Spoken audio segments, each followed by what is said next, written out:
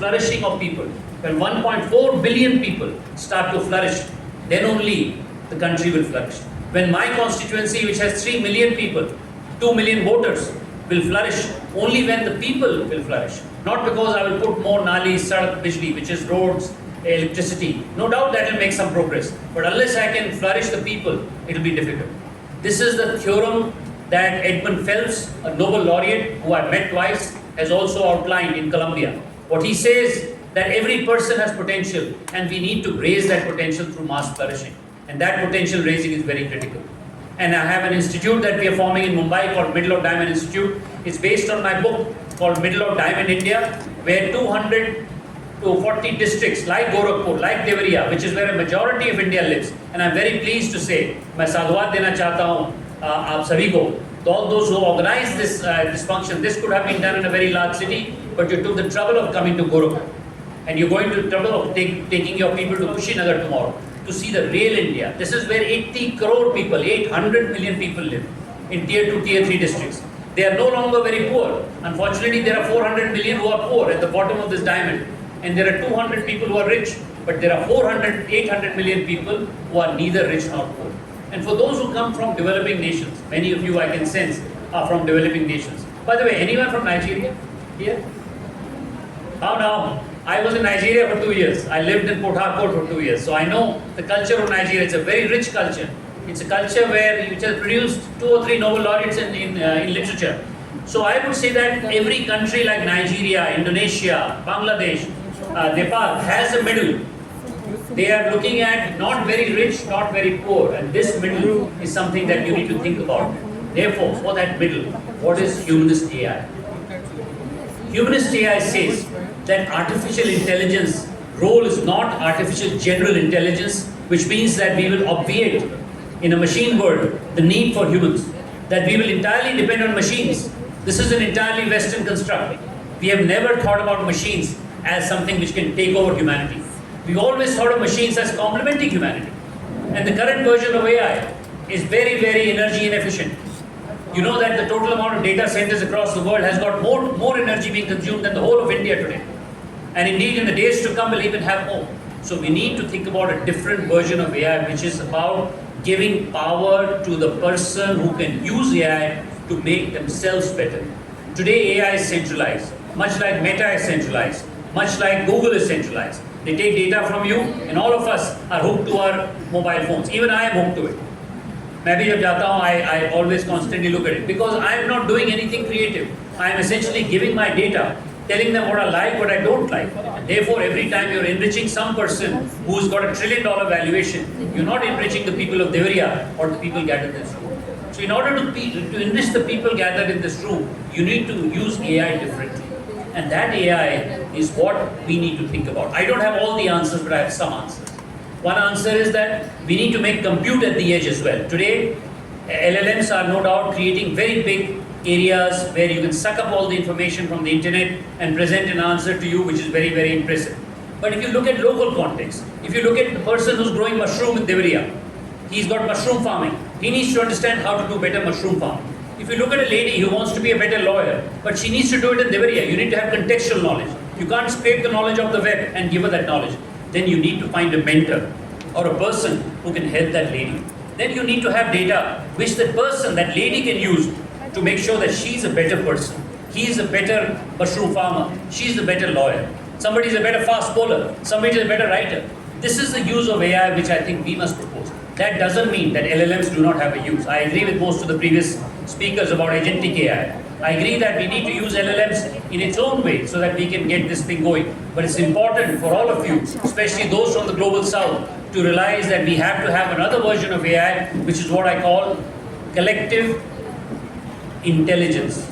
Artificial collective intelligence, not artificial general intelligence. Collective intelligence means that if we have 1.4 billion people, of which let's say 800 million people have smartphones, then they must use their collective intelligence. And that intelligence is contextual. It is more relevant. It is more relevant for the people on the ground, as opposed to what you're doing is giving data to somebody who's got a $1 trillion valuation. And I'm extremely worried as a legislator how much of data leakage we are giving, how much of influence we are having on our democracy of outside powers, how people from outside nations are influencing the 2024 general elections, my election, where UP was specially targeted. So we must be careful that we should not give away the most precious thing that we have as a nation, which is our data. And if we were to give it away, we need to get something back in return. This is the version of humanist AI. I don't have too much time, therefore I'll go to my third part, which is how do you use this? You need to use this in service of humanity.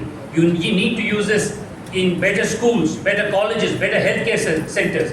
Getting a pizza delivered 30 seconds faster is not the goal of AI. The goal of AI is how do you improve the lives of millions of people? How do you improve my constituency, which has 3 million people? How do you make sure that people are more learned?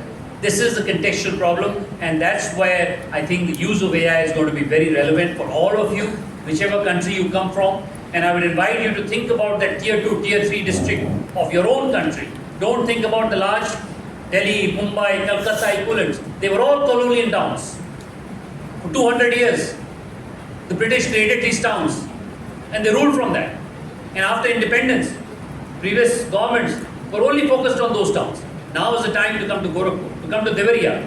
Therefore, I have 2 invitations for you before I close my short, brief remarks. I will have to leave after this because it's got a bit delayed, so I'll have to leave, but I want to do 2 invitations. Tomorrow, in my constituency, which has also got 2 Vidhan Sabhas in Kushinagar, where you are going, I would invite some of you to come to a program from 4 in the evening to 5:30 in the evening, followed by a Mashal Yatra. Mashal Yatra is, we will have a fire torch, and we will take that torch, and about 300 of us will walk from that place where we have this program to railway station, which I have reconstructed according to my own wishes, called Amrit Railway Station. All of you are invited. If you want, with Nitinji's help, I can also arrange some buses which can bring you there. It will be a cultural experience. You may not understand some of it because it will be in Hindi, but you will understand how Indian democracy works, how we explain Vikas ki Rajniti. I am trying to explain to my constituents. I don't have any election to learn for the next 3.5 years. But my belief is that unless I raise the human potential of my 3 million people, I will not be able to raise Devariya. And therefore, this is about Amrit Prayas. Amrit is a 22-year journey that the Prime Minister has asked us to do to create a great nation. And Prayas is effort, everyone's effort. Therefore, I'm not satisfied that only a Sansad or my Vidhayaks or the DM or the SP make that effort. Everyone has to make that effort. So you will see that I'm inviting almost 1,000 people there, and from that rally, we will go to the railway station, we will carry torches. It will be a great cultural experience. Some of you may also get confused by it, but it's a very good one to come to. So I'd invite Nitinji and others to invite people there. The second is that I have for the last 18 years created the world's largest train journey. It's called Jagriti Yatra. And every year, 500 young people from about the same age as you, 20 to 27, roam the country. We hire a special train. In this train are some of the best minds of this country. Last year, 72,000 people applied, of which about 11,000 people were good applicants, of which about 525 were selected, of which 40% were women. Every year for the last 18 years, 40% women. The only place that train stops and people stay on the ground is my village where I live, my constituency, Devariya. Otherwise, it circles the country. It circles the country in 15 days. So all of you who are students in India must apply for the train journey. Please write this down, jagritiyatra.com. You can apply there. www.jagritiyatra, Jagriti, Yatra, Y-A-T-R-A, one word.com. You can Google it. Jagriti Yatra is the world's largest train journey. It's been going for the last 18 years. The 2 years of COVID, we did not stop. We did it digitally. So you must make sure that you come on this train journey because there are 40 international participants we have every year. We limit it to 40 because we want most of the people from tier 2, tier 3 towns of India. But there are many people who have come and they've gone back to their places enriched. With those words, with those 2 invitations, one is tomorrow to my constituency and one is to this yatra. I would also like to show you a 90-second video of this train journey so that you can get a glimpse of it. So with those words, if you can just play that video.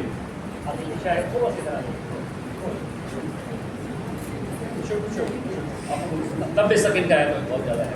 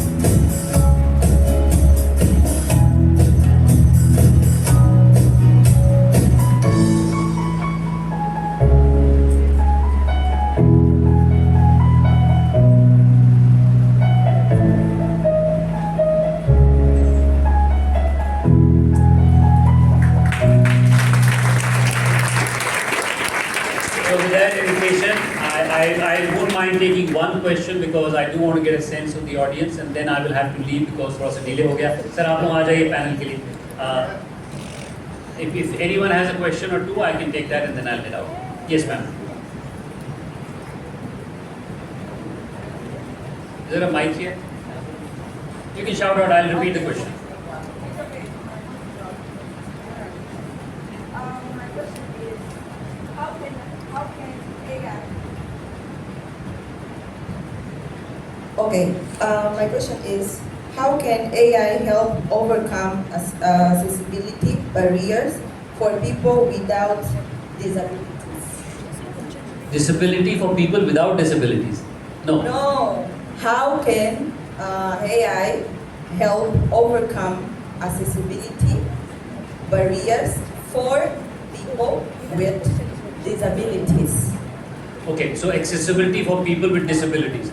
I think there is a number of things which are happening which will make people who are hearing impaired, who are sight impaired, who are otherwise not able to access the many things that the world has to offer by making this available. For instance, one case study I know of people who do not have the right hearing ability, where you can actually do a lot of things without that, even sight. So I'm not a specialist in that, but I think AI allows you to, at the essence of AI is that data can be provided to humans in a different way and in different volumes. And some of the previous people are better to ask that question when the panel discussion happens. But I think this ability to improve the ability of humans to do AI is also humanist AI. So you're marching to the same tune that I'm saying. And I think there are specific instances, and one or two of them I can also give to you because they came to my constituency. So I'll leave it at that. Any one last question? Otherwise, I'll leave. All right. So thank you very much.